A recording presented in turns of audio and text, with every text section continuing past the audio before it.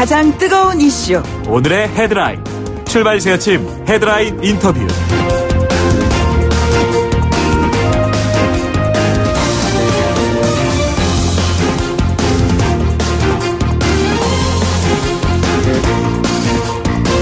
네, 바른미래당이 옛 국민의당과 바른정당의 통합 선언 15개월 만에요 최대 위기에 놓여 있다. 이런 지적들이 나오고 있습니다. 당의 진로에 대한 양대 계파의 이견이 워낙 크죠. 그래서 결국 결별하는 것이 아니냐 이런 관측이 나오고 있는 상황입니다. 바른미래당의 미래는 어떻게 전개가 될까요? 바른미래당의 이상돈 의원으로부터 이야기를 직접 들어보도록 하죠.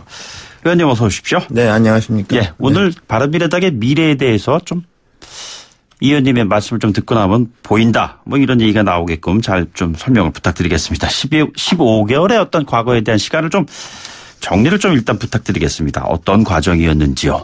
뭐 제가 보기에는 처음부터 무리하게 통합을 해서 그야말로 그 내분과 혼란의 연속이었고 뭐 어떻게 보면 실패의 연속이었다 생각하고 저는 뭐 처음부터 이게 잘 안 될 거로 봤습니다. 네. 그리고 사실 저는 지금 현재 사실상 좀 무당파 같은 입장이 되어 있습니다. 물론 그 평화당이나 바른미래당의 의원들과 교류는 물론 있죠. 네, 그런 상태에 있습니다. 그래서 몸은 바른미래당, 마음은 평화당에 있다. 뭐 이런 말씀 좀 들으시는 거 아니겠어요? 근데 그건 지난번 작년 그 전반기까지 얘기고 지금 사실상 저는 요새 뭐 정당 활동하고 있지 않습니다. 네네. 네. 양쪽 그 계열에 있는 의원들이 결국에 그럼 갈랐을 것으로 보시는지요? 네, 근데요, 갈라선다는 것이 그게 좀 의미를 정확히 할 필요가 있습니다. 네네. 우리 그 부부간에 이혼하게 되면은 그 자식의 어떤 그 양육권, 그다음에 재산 분할 이런 것이 법에 있지 않습니까? 네네. 우리나라 정당법에는 그 분당이라는 개념이 없습니다. 그 당의 주류에 대해서 나가는 거예요, 그냥. 불만 있는 의원들이 그냥 맨몸으로 나가는 겁니다. 근데 이제 우리 정당이 그 국가에서 보좌를 많이 받기 때문에 상당히 많은 분들이 이제 의아하시겠지만은 정당이 제법 적과 꿀이 흐릅니다. 그러니까 정당 보조금 말씀하시는 거잖아요. 네, 그렇죠. 더군다나 교섭단체 프리미엄이 있기 때문에 제3당, 4당에도 평화당이 받는 거하고 바른미래당이 받는 거하고는 기준이 엄청 다릅니다. 그래서 그런 것 때문에 저는 바른미래당에서 이렇게 내분이 있어도 뭐 한쪽이나 다른 쪽에서 이렇게 쉽게 나가지 않는다고 봅니다. 그 금액이 50억 원이라는 얘기인가요? 현재 뭐 누적된 게 거의 가까이 있다는 그런 얘기가 있고요. 네네. 그리고 또 분기 때문에 계속 현재 거기 의원 숫자가 많고 교섭단체이기 때문에 계속 정부 보조금이 나옵니다. 그거를 포기하고 그 맨몸으로 의원이 뭐 10명이 나온다. 저는 그 쉽지 않다고 봐요. 아, 그렇습니까? 네. 그러나 어떤 당의 정체성이라든가 뭐 이런 것들에 대한 가치 추구 사실은 이것이 가장 큰 것으로 이렇게 드러나는 모습들이잖아요. 그런데 그 이면에 또 그런 것들이 있는 거가 과연 그렇게 결정적인 변수인가요? 근데 당의 정체성은 처음부터 잘못된 화합이기 때문에 정체성이 없는 정당이 돼버린 거죠. 네네. 정체성이랄까 정당 정책 처음부터 혼란 속에 빠지는 거는 아예 없는 정당이기 때문에 지금 그러니까 뭐 정당으로서 가져야 할 공통적인 어떤 무슨 이념 정당 이런 부분을 거의 뭐 이루지 못하는 상태죠. 그러니까 처음부터 해서는 안 되는 거라고 보고요. 그리고 또 하나는 제가 보니까 이 작은 정당일수록 당 조직이 당대표의 그 사조직화되는 그런 현상이 있습니다. 네네. 그래서 당대표가 되면은 일단 자기 사람들을 갖다가 당직자로 임명하고 또 원외 위원장 임명하고 그 일종의 세력을 이루고 그 이제 말하자면 그 보조금 나오는 거 가지고서 당을 운영하는 이런 것이 좀 굉장히 이제 잘못된 관행이 있고 그것은 제가 볼 때는 정당에 대해서 특히 교섭단체가 됐다는 이유로 해서 막대한 그 정부 보조금을 주는 거 거기에 상당히 많은 책임이 있다고 봅니다. 이게 지금 당무 뭐 말씀하시고 대표 언급도 하셨는데요. 사실 손학규 대표 체제가 당이 움직이려면 사람이 움직여야 되는데 최고위원들이 사람이 움직이지 않고 있고 또 그래서 지명직 그 최고위원들도 지명하겠다고 또 얘기하는데 이 같은 과정에서 당이 정상적으로 갈 수 있을까? 그 의심을 하는 분들이 참 많은데 어떻게 될까요? 이미 정상적으로 못 간 지 오래됐습니다. 글쎄요. 그 얘기는 의미가 좀 별로 없다가 어차피 정상적으로 움직일 수 없는 정당이에요. 네네. 그러니까 아주 우습게 돼버렸죠. 자, 그러면은 그 나름대로 승부수를 던졌잖아요. 손학규 대표도 뭐 그 추석 때까지 10% 지지율 보이지 않으면은 사퇴하겠다 이런 입장을 밝히지 않았습니까? 네, 그렇죠. 이제 그렇게 될 경우에는 이제 그 다음 대표직을 두고서 또 서로 하겠다고 덤비는데 네네. 그렇다고 해서 당이 제대로 잘 쓰느냐 저는 그게 어렵다고 봅니다. 예. 결국에는 그건 뭐냐 그러면은 당 있는 재정과 조직 이거를 장악하기 위한 싸움밖에는 아니지 않느냐. 제가 보는 관점은 그렇습니다. 지금 손학규 대표가 당대표직을 이처럼 고수하려고 하는 이유는 뭡니까? 아니, 지금 뭐, 이처럼 고수하기보다도 당신으로서도 어차피 당대표 됐는데 여기서 그냥 모양이 안 좋게 나가게 되면은. 네네. 당신께서 이 정치 오래 하셨는데. 예.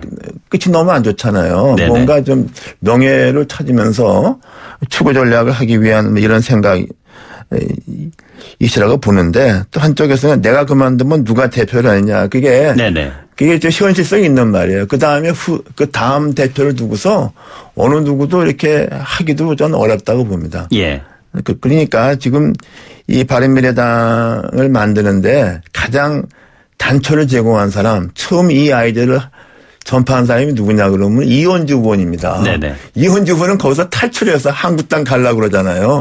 그 모습이 바른미래당의 어떤 과거와 현재와 미래를 가장 잘 보여준다고 봅니다. 예. 그러면 말씀하신 김에 민주평화당 쪽과의 어떤 그 통합 논의 같은 것도 뭐 있었다고 하는데 이 부분 또는 그것이 아니라면 제3지대의 어떤 신당 뭐 이런 가능성 어떻게 보시는지요?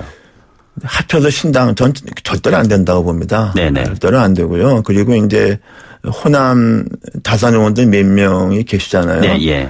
그 의원들이 뭐 탈당을 해서 이렇게 박지원 의원께서 말씀하시는 대로 뭐 평화당으로 다시 움직인다는 가능성은 좀 가능성이 있다고 보겠는데 그렇다 하게 되면 거기서 또 탈당하고 평화당 가는 그 다선 의원들이 그 체면이 좀 그게 구기는 거 아닙니까? 예. 초선도 아니고 저는 그래서 어떻게 해도 이렇게 좋은 결과랄까 그 좋은 모습이 나오기가 어렵다고 생각합니다. 네네. 그렇다면은 바른미래당의 타이틀을 걸고 내년 총선에 나가서 승산이 없었다고 대부분 의원들이 지금 판단하고 있다고 봐야 되는 겁니까? 저는 그렇죠. 그 지난번에 지방선거 때 단체장을 전멸했지 않습니까? 예. 뭐 그거 비슷한 결과 그대로 나오는 거죠. 그래서 이제 의원들 입장에서는 뭔가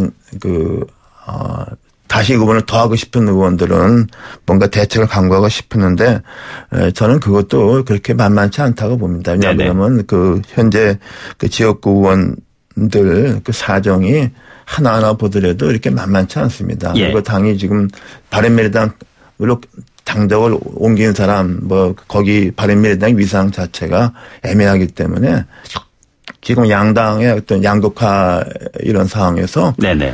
생존을 도모하기가 좀 쉽지 않죠. 네. 제가 오프닝 통해서도 뭐 잠시 언급했습니다만 이인영 그 더불어민주당 의원 원내대표 출사표에 보면은 진보는 꼰대, 보수는 꼴통 이런 거 하지 않겠다 이렇게 얘기했는데 그런 거 하지 말자고 모이는 그 정당이 바른미래당 아니었었나요? 근데 그게 정당이라는 게 그렇게 배란간 합친다고 좋은 정당이 되는 게 아니고요. 네네. 다 기억하시잖아요. 그 합당 과정이 솔직히 얼마나 좀 안 좋았습니까? 네네. 그래서 결국은 뿌린 대로 거두는 거라고 생각합니다. 바른미래당에 지금 소속돼 있는 의원들에서 내년 총선에 당선이 가능할 수 있는 사람은 누구라고 보시나요? 제가 보기에는 이원주 의원이 제일 가능성이 크죠. 한국당으로 가서요? 한국당으로 가서 부산 영도에 공천 받으면은 네네. 제일 유력합니다. 근데 참 우습잖아요. 민주당에 있을 때는 경제민주화의 일종의 기수였고 예. 최근에는 박정희 예찬론을 퍼뜨리고 또 이제 통합 포럼인가에서 국민의당하고 바른정당하고 통합을 제일 먼저 주장했다가 네네. 지금은 제일 먼저 탈출해서 한국당으로 간다.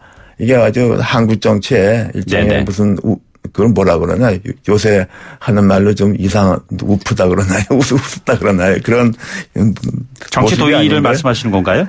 그렇죠. 이게 지금 우리나라 정치 비정상적인 현상을 잘 보여주는 거죠. 한국당이 받아들일 수 있다고 보시는지요? 저는 한국당 현재로서는 봤죠. 한국당은 지금 사람 수요라는데 되게 급하지 않습니까요? 네. 저는 그렇게 봅니다. 네. 자, 안철수 전 대표의 조기 복귀설과 관련해서는 어떻게 보고 계십니까? 저는 조기 복귀설은 자기 스스로 나온다기보다도 일종의 바른정당 의원들이 다 이탈하고 또 이제 호남 다선 의원들이 이탈하게 되면은 네네. 이제 무주공산이니까 뭐 그걸 노리고 있는 거 아니겠습니까? 그러니까 예. 역설적으로 그걸 알기 때문에 다른 의원들이 절대로 쉽게 안 나갑니다. 예. 의원께서는 그 안철수 전 대표 언급하실 때 긍정적보다는 부정적인 입장을 좀 많이 보이신 것 같았는데 여전하십니까? 네, 지금 뭐 그 이후에 대선 이후에서 뭐 별로 어떤 리더십 같은 게 전혀 보이지 않잖아요. 그러면서 끈질기게 정치에 대한 욕심은 많지 않습니까? 네네. 결국에서 이런 지경까지 와버렸죠. 저는 그래서 별로 그렇게 앞으로도 그렇고 별로 비전이 없다. 네네. 그렇게 봅니다. 또 다른 창업주 유승민 의원 같은 경우에 당에서의 역할은 어떠해야 한다고 생각하고 계시는지요? 아마 본인은 그 합당한 거 굉장히 후회할 겁니다. 저도 그때 유승민 의원한테 뭐 그런 얘기 하셨잖아요. 후회할 거다. 후회할 거다. 그래도 물론 20석이 깨졌지만은 네네. 다만 10명 의원이라도 지키고서 외로운 길을 가는 게 예. 옳지. 합쳐놓으면 저 이전 투구에서 아무것도 안 된다. 그랬는데 뭐 제 권고를 듣지 않았어요. 네. 그래서 이렇게 됐는데 그 본인은 좀 앞으로도 외로운 길을 좀 가야 하지 않겠습니까? 그렇습니까? 그런데 과거에 보면은 그 교섭단체 대표연설에서 유승민 대표가 얘기를 했을 때 그에 대한 평을 정의당의 그 심상정 의원께서는 네. 마침내 보수가 꿈꾸기 시작했다 이런 평을 했었는데 그 대단히 그 진보 진영 쪽으로부터도 환영받는 그러한 평이었지 않았나 싶었는데 외로운 길을 가서 그것을 달성할 수가 있을까요? 그런데 그렇죠. 그런데 유승민 대표가 가지고 있었던 그 모습, 그 노선을 유지를 해야 되는데 네네. 합당하는 바람에 아무것도 못하지 않습니까요? 예. 그러니까 오히려 자신이 걸어온 길, 자신의 어떤 정체성에 훼손을 입은 거죠. 저는 그 점이 매우 안타깝다고 생각합니다. 대한민국 정당사에서 중도의 실험은 늘 실패로 끝나나요? 그게 이제 소선구제와 대통령제라는 그 안에서 한번 이제 일반 유권자들이 양당에 좀 질식을 완전히 지루해지거나 뭔가 좀 네네. 욕구가 있죠. 그런 경우에 아마 3당이 생겼다가 또 이제 또 그 다음 선거 가서는 또 양당으로 가고 그랬습니다. 그랬는데 그게 이제 선거구제 때문에 네네. 이렇게 됐다고 볼 수 있겠지만은 3당을 하는 사람들이 좀 역동성 같은데 좀 한계가 좀 있지 않았나 그렇게 생각을 합니다. 네. 사실상 선거제 개혁 문제가 물 건너갔다라는 그런 평가가 나오고 있는 가운데 내년도 총선은 그렇다면은 흔히 말하는 진보와 보수 양립된 정당이 주도적으로 펼쳐나가는 그러한 정치 현장이 되지 않을까 이렇게 이해를 해야 되는 건가요? 저는 뭐 3당이 좀 거대한 좀 제대로 규모가 된 3당이 나가긴 좀 어렵죠. 다만 이제 정의당 그다음에 또 이제 평화당은 평화당대로 또 혹시 이제 유승민 대표가 이끄는 뭐 어떤 형태든 간에 무소속 연대든 간에 뭔데 하면 좀 마이너한 세력이 좀 중간에 포진하지 않겠습니까? 네네. 저는 뭐 큰 제3당 나오기는 좀 어렵지 않을까 싶습니다. 알겠습니다. 1부 잠시 좀 숨고르기를 하고요. 2부에서 계속 이상돈 의원과 함께 이야기 진행시켜 나가도록 하겠습니다.